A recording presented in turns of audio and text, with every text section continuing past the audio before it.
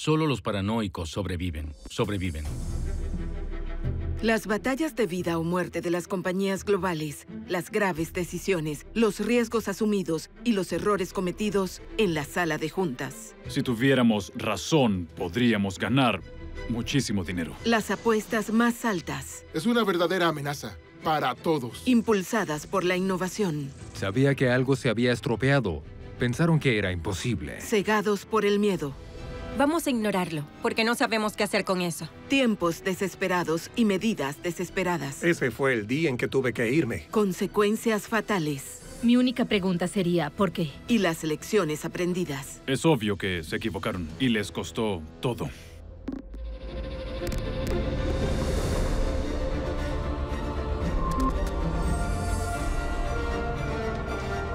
Secretos corporativos.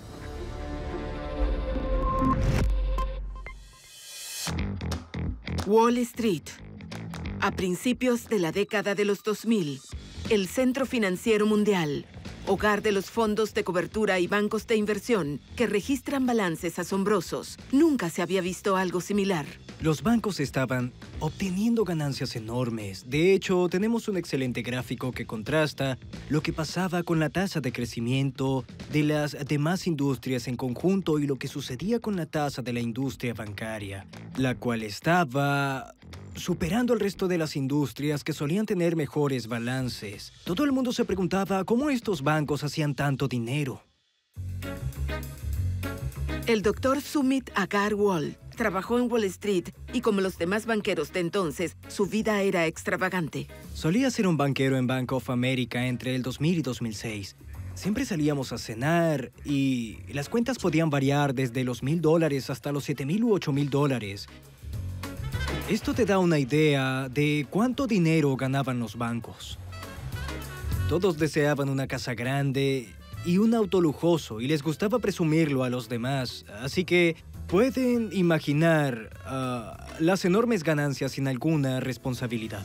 Los fondos y la cantidad de dinero que manejan los banqueros son tan astronómicas que a veces incluso para ellos, los analistas, comerciantes, corredores, solo se convierten en cifras. Las compañías en Wall Street prosperaron mucho y los que más generaban dinero eran los banqueros inversionistas, los chicos de oro de la industria. Los bancos de inversión eran compañías muy agresivas en la década de los 2000 y con mucha razón. Estos tipos tenían muy buenas vidas. Eran conocidos por ganar dinero para los inversores y accionistas. Y los buenos tiempos traspasaron Estados Unidos. En Asia, la economía estaba en un auge luego de la catástrofe financiera de 1997 y los titanes de Wall Street querían involucrarse. De esta manera, Singapur se convertía en un destino muy atractivo para la riqueza bancaria de Estados Unidos. Hubo un periodo de liberalización bancaria en Singapur, lo que hizo que más bancos extranjeros como Standard Chartered o Citibank fueran capaces de tener una mayor participación en el mercado minorista. Así que los bancos comerciales en Singapur estaban luchando unos con otros en una competición por los clientes.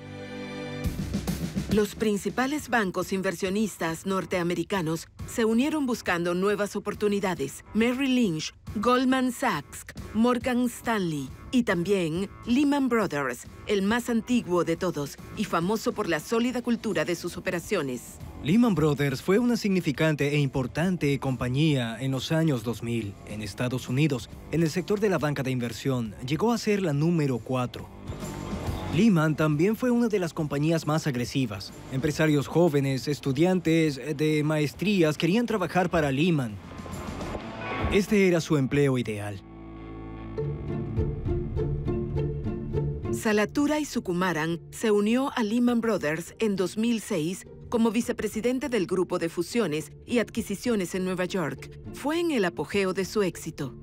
Lehman tenía una gran cultura. También cada empleado que trabajaba allí se sentía orgulloso. Eso lo aprendí mientras trabajaba para ellos. Siempre hubo mucha confianza en que Lehman podía competir con los más grandes y ganar. Fundada en 1850, Lehman fue un sobreviviente notable. la Gran Depresión, 2 guerras mundiales y todavía ganaba dinero. Con los años, los banqueros de Lehman se ganaron una reputación por ser los más duros de todos. Es el momento ideal para unirse a Lehman Brothers. He estado aquí por 30 años y no puedo imaginar un mejor momento para que formes parte de los cambios y oportunidades que hay aquí. Cuando estabas allí, nada parecía ser imposible de conseguir. Tenías mucha fe en la empresa, también en tus superiores, en tus pares, en la confianza que tenían los clientes en tu trabajo. Nadie temía enfrentarse a la competencia, tomar transacciones difíciles, mientras que he visto otros lugares donde las personas solo se alejarían de cualquier batalla sin luchar. Pero en 2006, nadie en Wall Street se alejaba de una nueva e importante oportunidad de negocios. El gobierno federal disminuyó las tasas de interés, lo que permitió que se hicieran préstamos más grandes. ¿Buscas comprar o revalorar tu casa? Ven a Lending Street, donde realizar hipotecas es fácil y efectivo. Se instó a todos a ser dueños de sus casas para impulsar la demanda de viviendas. La subida en los precios de casas parecía una gran apuesta para ganar millones. Me encontraba trabajando con las hipotecas en Bank of America y vimos un aumento contundente en la industria hipotecaria, así que decidimos hacer préstamos y a buscar prestatarios. Esta fue una nueva oportunidad creada a partir del rol de titulación. La titulación fue un invento de la nueva generación de banqueros. Empezó con propietarios, el hombre común de las calles. Cada mes pagaban sus hipotecas con sus prestamistas. Buscando ganar más dinero, los prestamistas invertían las hipotecas en los bancos. Los contratos hipotecarios fueron invertidos en bancos como Lehman Brothers para crear un producto financiero llamado Obligación de Deuda Garantizada o CDO. Sin que los propietarios supieran, sus pagos hipotecarios fueron agrupados con otros préstamos y vendidos a compradores institucionales de todo el mundo. La titulación se convirtió en la forma de transformar los valores hipotecarios en aún más riquezas. Esto se triplicó en 6 años. Solo en 2006, los 10 mejores banqueros de inversión vendieron $1.5 mil millones en hipotecas. Incluso para los reguladores, parecía el modo para que más personas vivieran el sueño americano, ser dueños de sus casas. Los reguladores comprendieron los beneficios de actuar en la titulación, porque los créditos se volvían de fácil acceso. Para una población más amplia, algunos lo llamaron la democratización del crédito. Nadie imaginó nunca que hubiera efectos negativos. Los bancos más grandes del mundo estaban ganando un montón de dinero. Los banqueros amaban las ganancias y querían aún más. Para eso vendían sus productos de inversión a ciudades asiáticas como Hong Kong y Singapur. Casi todos los bancos estaban impulsando distintos productos para atraer clientes. Estos productos eran llamativos porque se vendían con la promesa de que tendrían un interés de rendimiento alto del 5%. En Asia, productos como pagarés, letras de cambio y minibonos llegaron al mercado. Cuando el señor Tan entró a su banco local con $50,000 y la intención de renovar su cuenta de ahorros, se le dio la oportunidad de invertir su dinero.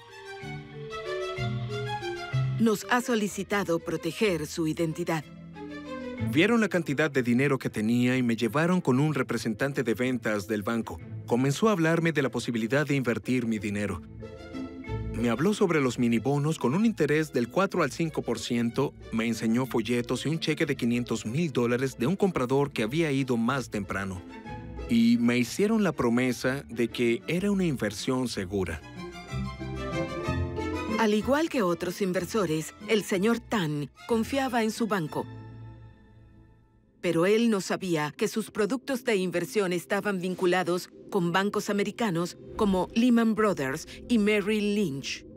Muchos bancos de inversión en Estados Unidos estaban involucrados en la estructuración y venta de estos productos y por lo tanto lo que estaba sucediendo en Estados Unidos tenía un impacto real en los inversores minoristas cotidianos aquí en Asia. Esto sería problemático. Esos bancos norteamericanos estaban enlazados con su mercado hipotecario local, pero comenzaron a aparecer algunas fallas en el sistema. No todos los dueños de viviendas pagaban sus hipotecas. Chris Roebuck es un economista inglés de talla mundial que ha colaborado y tenido importantes cargos en la UBS y la HSBC. Era posible obtener una hipoteca, no presentando ninguna evidencia real de tus ganancias, sino diciéndole a la persona que ofrecía la hipoteca cuánto dinero ganabas. Entonces, no había evidencia de que las personas con hipotecas pudieran pagarlas. Para los banqueros de inversión, esas personas significaban dinero. Incluso les extendieron sus préstamos para ser prestatarios de alto riesgo. Estos prestatarios no obtenían sus créditos en tiempos regulares, pero los bancos tenían tanto dinero que igual les parecía rentable otorgar estos créditos. Un gran problema se acercaba y nadie lo estaba anticipando. En cualquier sociedad hay personas que pierden sus trabajos y no pueden pagar, pero era irrelevante porque los bancos hacían mucho dinero con ello, pues pensaban que era un pozo sin fondo. Todos querían ignorar la realidad de que el asunto podía escaparse de sus manos. Pero el doctor Sumit Agarwal, quien aún trabajaba en el Bank of America, no podía ignorar esa realidad. Comenzó a sentir que no estaba en el lugar correcto. En 2006, era evidente para mí que los bancos autorizaban préstamos que no tenían sentido para mí. Sentí que era el momento de dejar la industria e ir a trabajar para la competencia, que era la Reserva Federal. El doctor Sumit vio el peligro, pero los demás en Wall Street tenían puesta una venda en los ojos. A finales del 2006, comenzaron a sentirse las presiones en el mercado hipotecario con la caída de los precios de las viviendas. Ese fue el inicio del final. Desde ese momento, todo parecía una torre de cartas. Secretos corporativos. Secretos corporativos.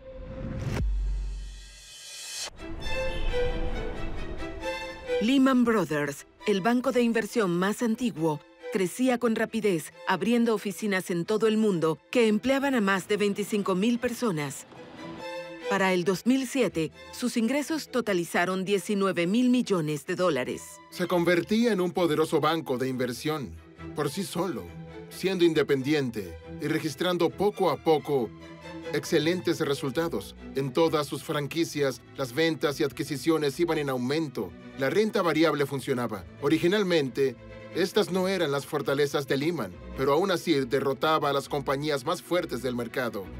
Para todos, Lehman Brothers era una amenaza.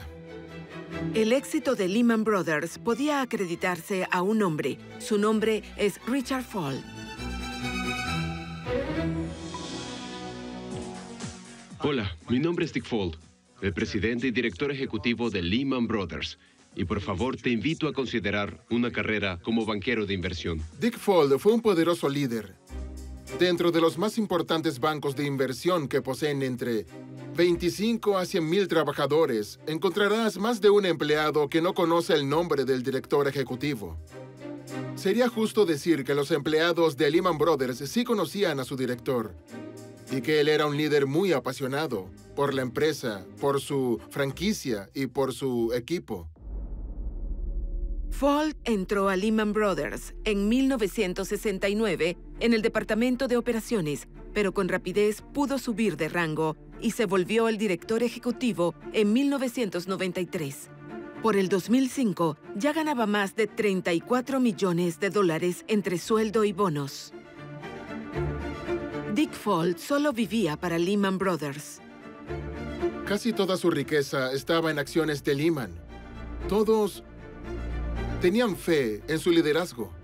Todo lo que hacía por la empresa y por sus accionistas tenía un impacto directo en su propia riqueza y su futuro. Tenía mucho interés en asegurarse que a Lehman Brothers le fuera bien. Como parte de esto, Fall miró al este para impulsar sus aspiraciones de hacer dinero. En 2007, Lehman tuvo un gran crecimiento en Asia. Recibió más de $3.000 millones en ingresos, habiendo duplicado esto en 2 años. Lehman era el cuarto banco de investigación más grande. Tenía gran presencia en Singapur. De hecho, experimentamos volúmenes récord en 2007.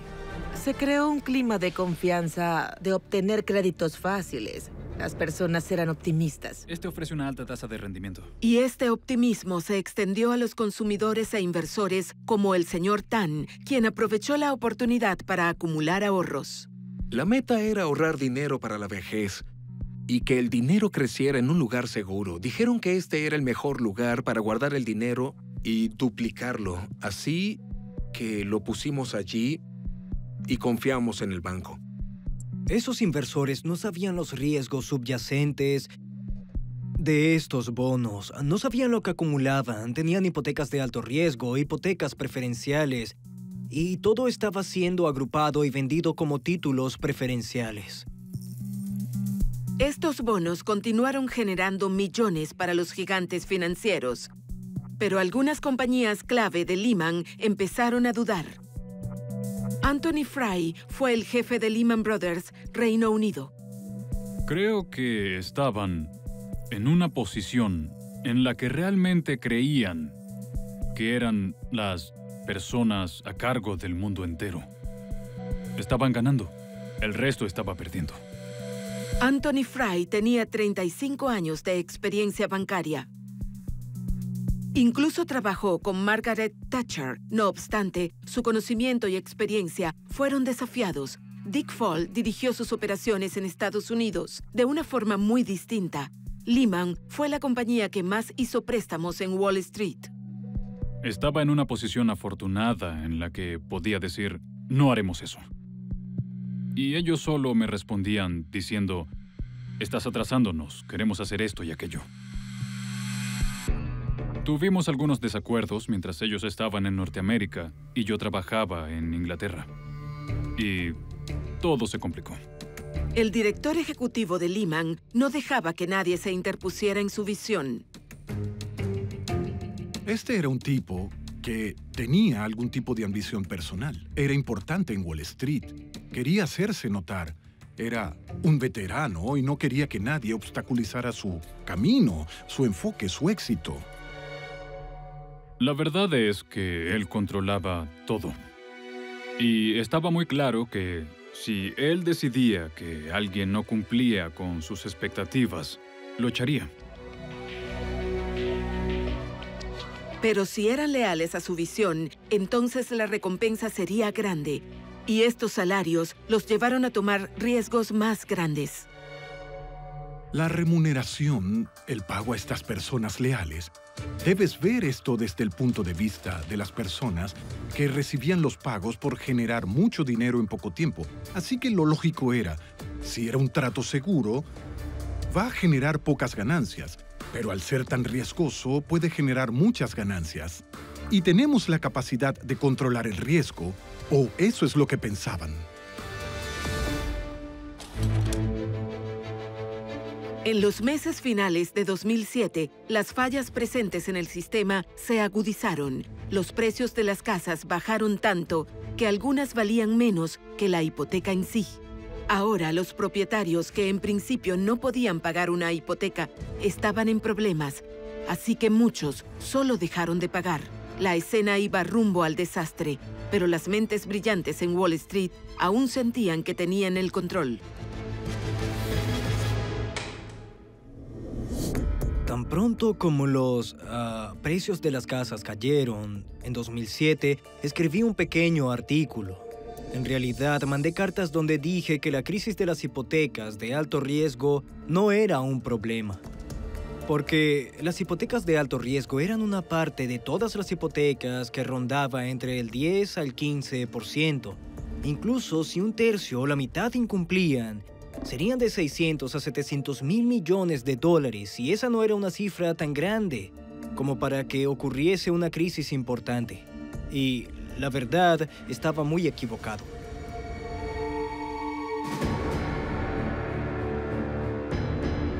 Los impagos causaban grandes problemas, pero los bancos aún creían que eran capaces de parar esta tormenta. La verdad era que carecían de reservas para enfrentar esas pérdidas. Y a principios del 2008, la crisis hipotecaria comenzó a pasar factura. Bear Stearns, el quinto banco de inversión más grande, la empresa no podía más y tuvo que alzar la bandera blanca. Un rescate hecho por la Reserva Federal y JP Morgan Chase de más de $30.000 millones salvó al banco del abismo. Pero la crisis apenas comenzaba. Las máquinas de dinero de Wall Street se derrumbaban. El espectáculo había llegado a su fin. Secretos corporativos. Secretos corporativos.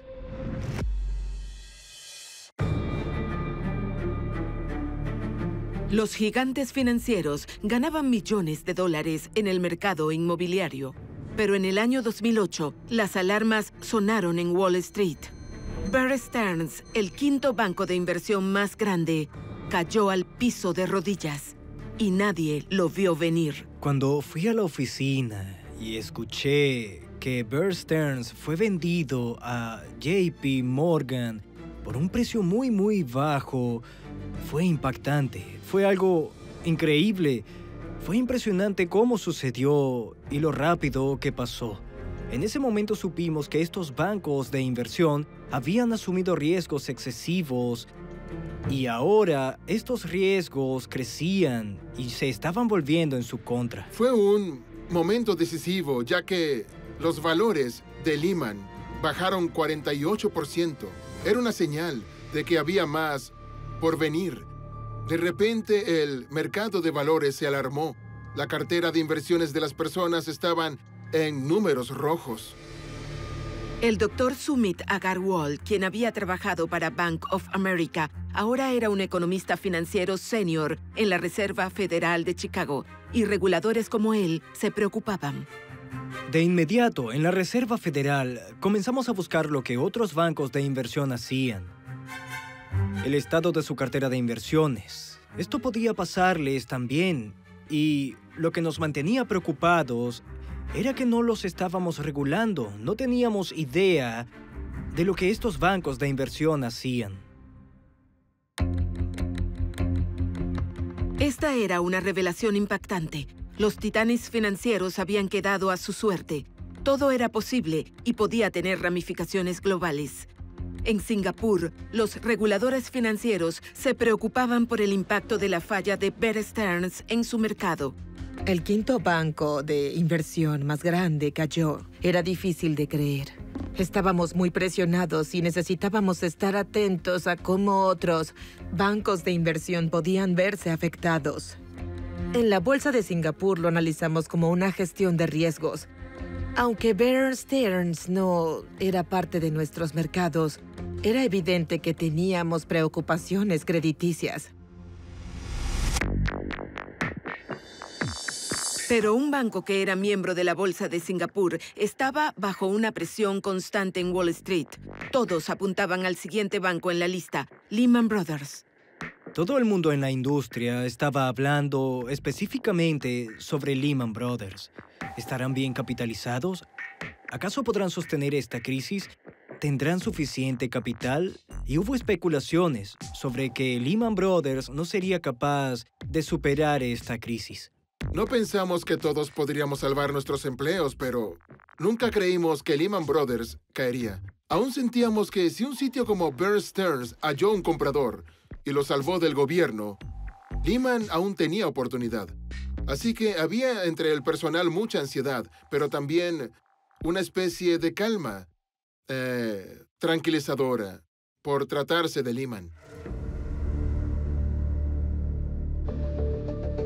Pero en junio del 2008, esta calma había desaparecido. Lehman anunció su primera pérdida trimestral en 14 años, una dura cifra de $2.800 millones. Cuando Lehman Brothers anunció que hubo una pérdida de 2.800 millones de dólares, eso fue impactante. Es una enorme cantidad de dinero para cualquier banco de inversión. Y en ese momento te preocupabas pensando, ¿cuándo anunciaron eso? ¿Qué más sucede en su balance general? No teníamos idea de qué hacer en ese momento. De inmediato nos preguntamos qué más está sucediendo con la industria.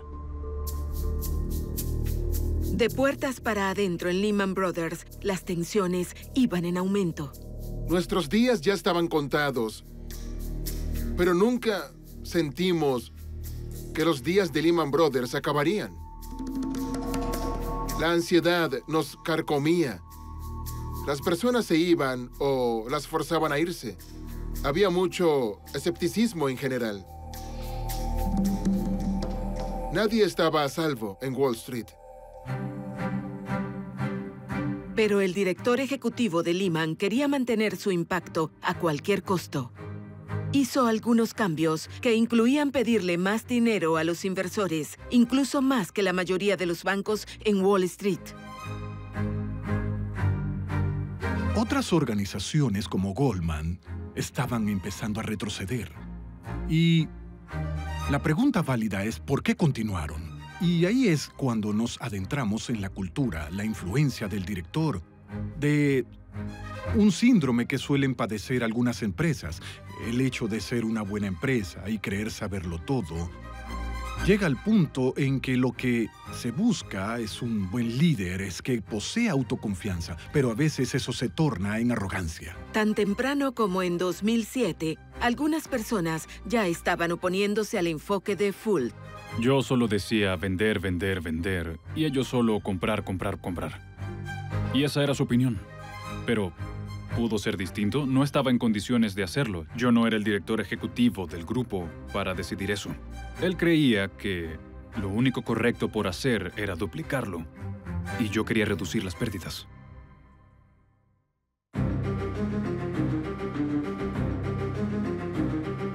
Y lo que ocurría es que los datos recolectados estaban encendiendo todas las alarmas, pero como estaban tan enfocados en sus propios objetivos, no se percataron de eso. Lehman intentaba actuar como si nada estuviese pasando, pero se había puesto en una posición en la que se exponía demasiado. Entonces, ¿por qué Dick Fuld continuó arriesgándose? ¿El éxito anterior de Lehman cegó a sus líderes de ver la posibilidad de fracasar? Pensaron que lo que debían hacer era involucrar aún más dinero. Pensaban, si tuviéramos razón, podríamos ganar mucho dinero. Es obvio que se equivocaron y les costó todo.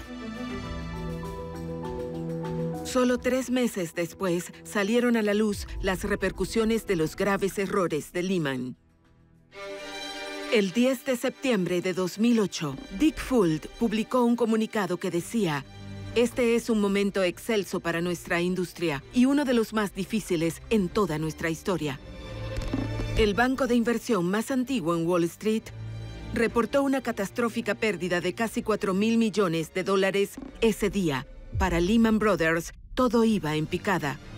Creo que lo primero que pasó por la mente de todos fue que formaríamos parte de un banco más grande, que ya no seríamos parte de Lehman Brothers. Y Lehman Brothers era feroz y sagaz. Creo que teníamos ante nuestros ojos una cruda realidad que ya no podíamos ignorar. Y aunque Lehman tuviera una fama de una cultura que nos enorgullecía, no iba a llevarnos a ninguna parte. Eso creo que lo asimilamos de inmediato. Afuera de Wall Street, el mundo contenía la respiración mientras observaba toda la serie de eventos. La bolsa de Singapur anticipaba lo peor. Para nosotros fue evidente que estábamos atravesando un momento crítico. Cumplimos las labores de gestión de riesgos, también analizamos los riesgos que Lehman representaba para nuestro sistema. Hicimos lo necesario, trabajamos sin estrés, realizamos varias simulaciones para estudiar qué podría salir mal y qué pasaría si algo sale muy, muy mal. Nos comunicábamos entre nosotros y la gerencia de Lehman, donde nos aseguramos de tomar todas las precauciones pertinentes. La comunicación no fue fácil. Fue difícil, pero necesaria. El viernes 12 de septiembre en Nueva York, el secretario del Tesoro, Henry Paulson, mantuvo también conversaciones complicadas con los ejecutivos de Wall Street. ¿Cómo podrían salvar a Lehman Brothers? ¿Podría al menos salvarse? Con el transcurso del día, una cosa quedó clara. Contrario a Bear Stearns, no habría un rescate federal para Lehman Brothers. Algunos reguladores se preocupaban por el enorme riesgo moral en tratar de salvar a Lehman Brothers. Si lo lograban y salvaban a Lehman Brothers, ¿quién sería el próximo? Los demás bancos de inversión podrían decir, estoy en problemas, vengan y sálvenme. Entonces, como economista, yo les decía, ¿por qué tenemos que salir y rescatar a estos banqueros millonarios? No tenía sentido usar los ingresos fiscales. El Dr. Sumit y sus colegas también estuvieron trabajando ese fin de semana y analizando posibles soluciones. Solo miraba las hipotecas, cuáles eran sus implicaciones, los balances de los bancos, pero ni siquiera sabíamos dónde guardaban sus secretos estos bancos. Queríamos ayudarlos, pero teníamos las manos atadas. No podíamos hacer nada, no estaba en nuestras manos. Lo que sea que dijeran, debíamos creerlo. Mientras tanto, Dick Folt se quedaba sin tiempo. Solo tenía 2 días antes de que los mercados asiáticos abrieran para salvar su imperio. Recurrió a Bank of America y al banco inglés Barclays por ayuda. Cualquier cosa pudo pasar ese fin de semana. Pudieron hallar un cliente potencial o tal vez un banco comercial para comprar Lehman. Pudo haber una inyección de capital de la Reserva Federal. Hubo mucha especulación sobre que, en realidad, Lehman colapsaría. Lehman argumentó con ímpetu que colapsar no era una opción. Eso tendría grandes ramificaciones. ¿Que Lehman colapsaría eventualmente? ¿Y ningún ente lo rescataría? Nadie lo hubiera pensado. No creo que hubiese pasado por la mente de nadie. Pero la realidad era distinta. Tanto Barclays como Bank of America se retiraron. Lehman Brothers estaba casi en bancarrota. Mientras tanto, en Singapur, Agnes Ko lideraba a su equipo en los momentos de estrés. Fue intenso. No miento, fue intenso. Cuando apenas había caído la noche del domingo, se supo que no había ningún acuerdo negociado y Lehman iba a archivar el capítulo 11. Comenzamos a trabajar en exceso. Llegamos a la oficina a altas horas de la noche, revisamos, analizamos toda la situación e hicimos conclusiones. Realizamos simulaciones de eventos de estrés en cuanto a lo que podría salir muy mal el lunes por la mañana. Llegó la mañana del lunes del 15 de septiembre de 2008. Los mercados en Asia abrieron y todos asimilaban las noticias. Lehman Brothers estaba en quiebra. Su deuda, $613,000 millones. Eso fue impactante. No había otra palabra que pudieras usar. Todos los reguladores, el mundo entero estaba impactado. Nadie pudo haber anticipado que la Reserva Federal y la Tesorería dejarían a Lehman colapsar. Todos pensaron que Lehman era muy grande para hundirse y en todo caso habría una forma de salvarlos. En la séptima avenida 745 en Nueva York, los empleados de Lehman eran vistos dejando el edificio con sus pertenencias. Sukumaran estaba muy afectado por la caída de Lehman. Me sentía enojado. Yo no podía creerlo, no podía creer que un banco de 175 años, de un momento a otro, se convertiría en historia. Tengo un agrio recuerdo de mí saliendo con mis bolsas de gimnasio. Lehman Brothers también con el resto de mis tarjetas de presentación. Era una despedida.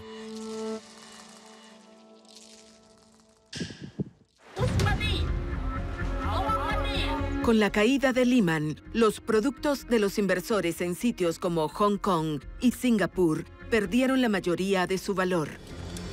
Cientos de personas comunes estaban perdiendo millones.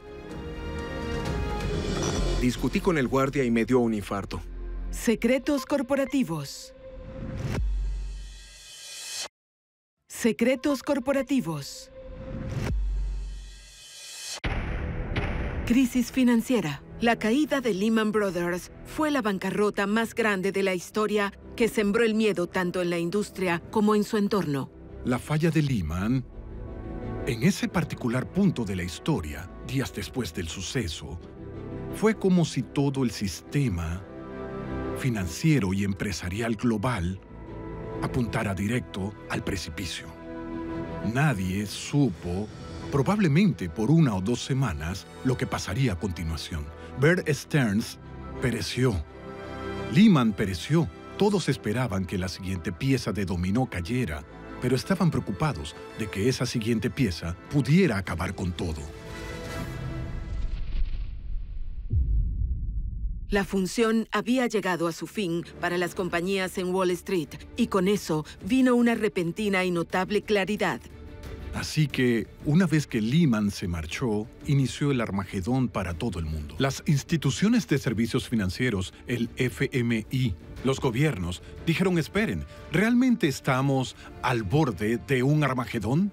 Por lo que no importaban los motivos personales, la ventaja competitiva, eso no era relevante. Aquí o nos uníamos y arreglábamos esto ahora, o, en efecto, el sistema financiero mundial colapsaría.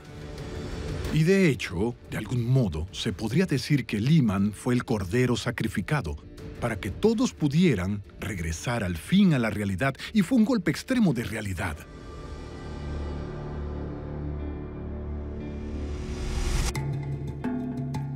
En Singapur aún no había arribado el pánico. Los inversores esperaban sin saber en lo que se habían metido. Corrían el riesgo de perder toda su inversión. La razón por la que la crisis de Lehman afectó a Singapur fue la forma en que los préstamos como los pagarés y los minibonos se estructuraron. Por ejemplo, los pagarés se vincularon a 8 entidades distintas. Una de ellas fue Lehman. Y cuando digo vincular, significa que si una de estas entidades incumplía, entonces los pagarés vinculados a estos inversores también lo harían. Y al incurrir en impagos, los inversores no recibirían su dinero de vuelta. Siraj Omar fue un abogado que representó a más de 200 inversores que perdieron su dinero cuando Lehman Brothers cayó en bancarrota. El señor Tan, quien había invertido $50,000 en minibonos, sufrió el mismo destino. Observaba la crisis en las noticias. Petrificado, fue a su banco local para sacar su dinero.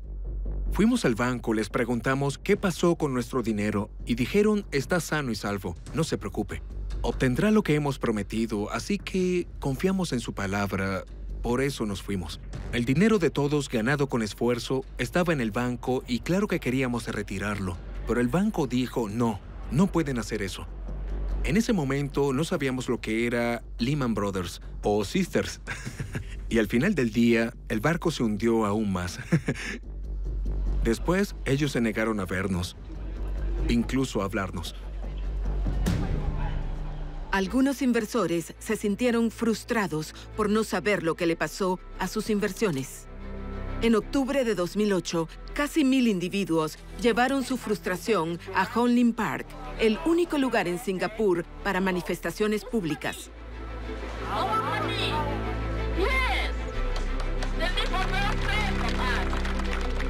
En el año 2008, hasta ese momento, fue la manifestación más grande consumada en Hong Lim Park. Creo que era un reflejo bastante preciso del sentimiento de la población con respecto a todo el suceso y cuán molesta y ansiosa se encontraba la gente.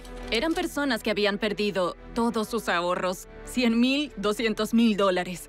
Las personas mayores, algunas de las cuales fueron entrevistadas por los medios locales de entonces, hablaban en mandarín o en otros dialectos asiáticos. Ellos no entendían claramente el inglés, así que no podían comprender los folletos y documentos bancarios que habían firmado.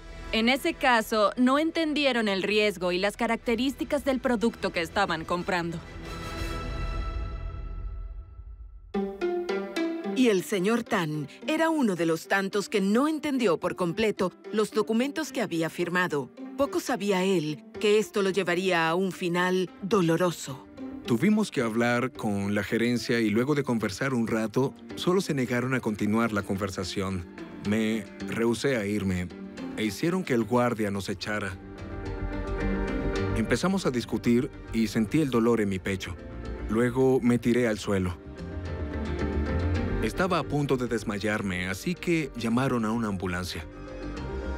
El señor Tan sufrió un infarto. El estrés fue demasiado para soportarlo. Para inversores como él, hubo poco o ningún apoyo de los bancos o autoridades.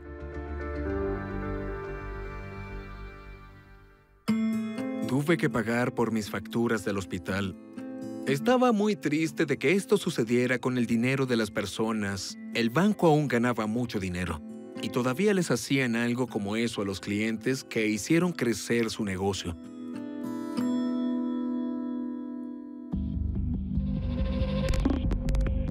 Mientras todos los inversores minoristas estaban sufriendo pérdidas de dinero, los titanes de Wall Street salieron de la crisis con millones en sus bolsillos. Dick Fuld incluso fue investigado luego del colapso de Lehman. Puedes quedarte con 500 billones de dólares, pero te haré una simple pregunta. ¿Eso es justo? Pero Fuld desvió la pregunta sin ofrecer una explicación. Por el contrario, dijo que se debía cambiar la cifra a menos de 250 millones de dólares. Todos se sentaron a pensar, cielos, tenemos un enorme problema. Era interesante lo que se percibía de ese enorme grupo de personas que trabajaban para él y aún creían que no habían cometido ningún error y debían seguir en sus empleos. No pareces reconocer que hiciste algo malo. Y pienso que eso es preocupante. Estaba claro que los banqueros de inversión que habían tenido vidas lujosas estaban lejos de comprender al hombre común. Estos altos ejecutivos habían hecho mucho dinero en sus vidas. A los banqueros de inversión solo les importaba el dinero. No les preocupaban las implicaciones que tuvieran en las demás personas. Es cierto que la banca de inversión atrajo a las mejores y más brillantes mentes de las mejores universidades de Norteamérica, pero la arrogancia de estas personas los hizo creer que eran intocables. Los analistas, comerciantes y corredores, para ellos solo eran cifras. Estaban tan desvinculados que se convirtieron en cifras y por lo tanto, hasta que algo impactara a la gente común, era difícil reconocer que estas enormes cifras de miles de millones que se barajan entre los bancos de inversión podían tener un impacto social cotidiano. Sus acciones llevaron a más de 10,000 personas en Singapur a perder sus ahorros, un total de más de 350 millones de dólares. Pero, ¿pudo Singapur haber evitado la tragedia? ¿Dónde estuvo el error? Hubo mucho impulso en desarrollar un centro de capacidad financiera en Singapur. Y se quería motivar a los inversores cotidianos a ser más sofisticados en la gestión de productos financieros. Quizá parte del problema era que todo iba demasiado rápido. Las personas no acababan de entender en lo que estaban invirtiendo y se sintió como si los bancos y las instituciones financieras pudieron hacer más para que las personas comprendieran mejor estos productos. Creo que los pasos debieron seguir ese camino. Luego de las investigaciones sobre la crisis de los minibonos en Singapur, la autoridad monetaria del país instituyó nuevas regulaciones con la esperanza de que esto no se repitiera. Y también aplicó algunas sanciones contra los bancos locales que distribuían estos productos. Se les prohibió a estos bancos vender esos productos por un periodo de 2 años. Pero, ¿esto era suficiente para que recapacitaran? Después de 8 años, por supuesto que la situación debe ser olvidada, pues la vida continúa. ¿Qué podemos hacer? Ellos aún siguen ahí y siguen haciendo mucho dinero, pero para continuar molestos por el pasado, ¿de qué sirve? Solo hay que ser más cuidadosos. La experiencia del señor Tang mostró cómo el colapso de un banco puede afectar la vida de personas que viven a cientos de kilómetros de distancia. Han pasado 8 años desde que Lehman Brothers quebró. Wall Street se ha recuperado. La industria global financiera volvió a ser un titán más. A pesar de sus luchas, los inversores hallaron formas de continuar, pero la pregunta permanece: ¿podría pasar otra vez? Puedo decirles con un alto grado de confianza que volveremos a tener una crisis bancaria. Los banqueros tienen memoria corta.